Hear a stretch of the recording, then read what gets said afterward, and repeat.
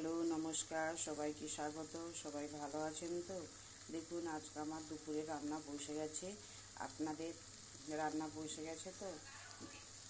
এই আমার এখানে বাঁধাকপি করে নিয়েছি, বাঁধাকপিটা আমার হয়ে গেছে। আর এখানে একটু ধনে পাতা টমেটো দিয়ে একটু ডাল করে নিয়েছি। বাকি রান্না আপনাদের সাথে শেয়ার করছি, দেখাচ্ছি। দেখুন বন্ধুরা, এখানে চারা কালিশ মাছ আমি ভেজে নিচ্ছি। এটাকে আমি একটু সর্ষে পোস্ত দিয়ে ঝাল করে নেব। দেখুন পুরো লাল লাল করে ভাজা হয়ে গেছে, আমার মশলাটাও হয়ে গেছে।